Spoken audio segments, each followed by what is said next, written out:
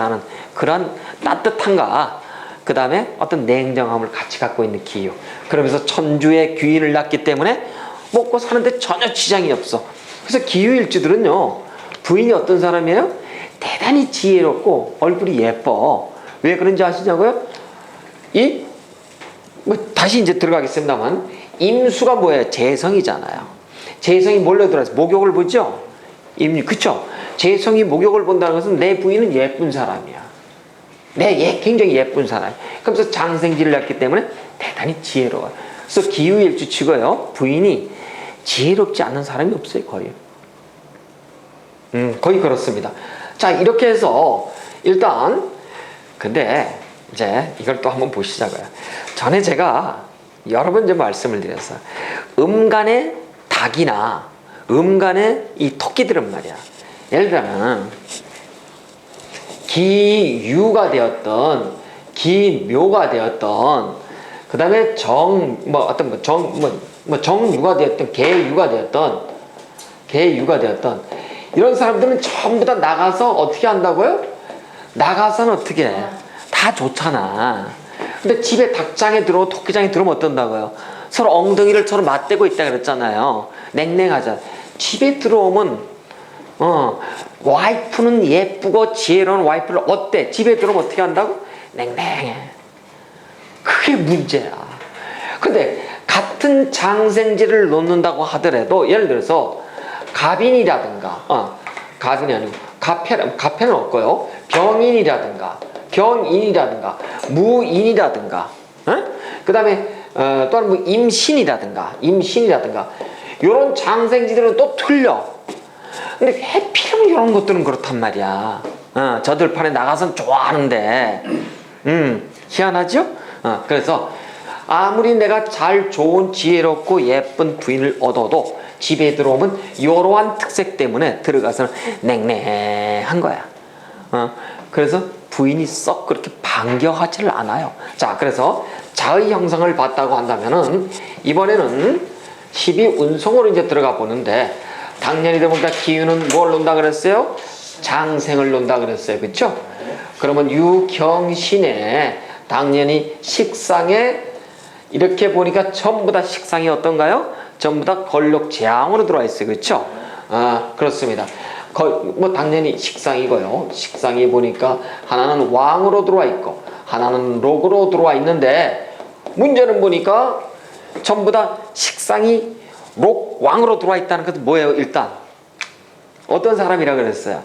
대단히 자기 기운을 표출하는데 대단히 선민성이 강하고 자기를 잘 드러낸다 그랬지 않습니까? 그렇죠? 자, 갑진처럼 식상이 관대에 와 있는 사람이 있고, 정미처럼 천간지지가 전부 다 관대, 대자, 대궁에 와 있는 사람이 있고, 그렇죠? 다 틀려. 그 다음에 이제 식상이 이렇게 록왕을 놓고 있는 사람이 있고, 다 틀려. 근데도 기후일주는 소프트한 카리스마, 부드러운 카리스마를 갖고 있기 때문에 이 사람의 록왕은 아주 절제되어 있어요.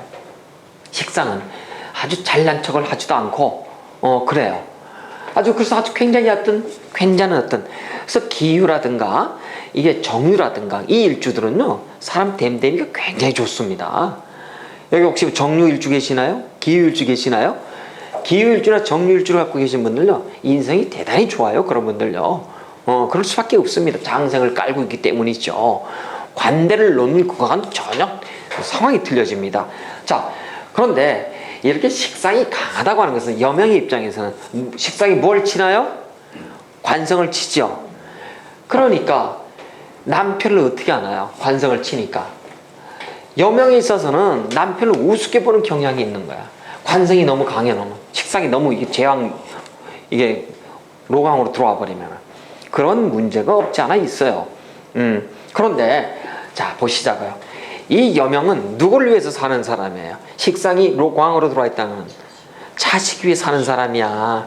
남편이 보이나요?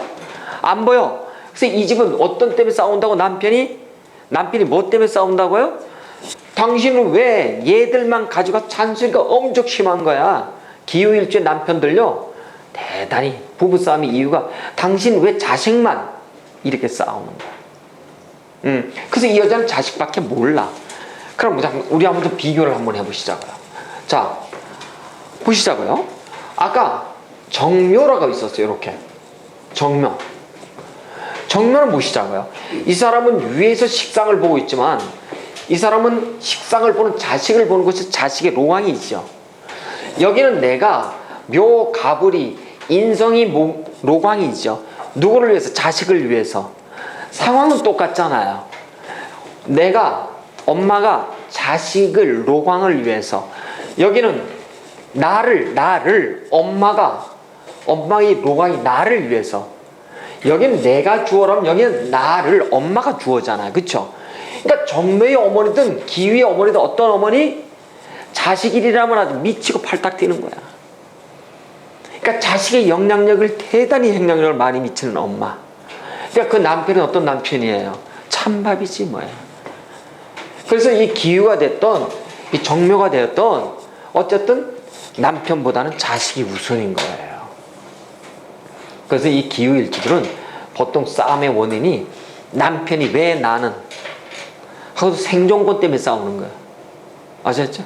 나 두 팔 가도 나도 사랑해달라 하고서 이제 왜 자식만 자식이냐 이렇게, 응? 나도 큰아들로 대우해달라 이러면서 싸우는 거예요. 질투 기유일주들은 그렇다고요. 그래서 일단 이렇게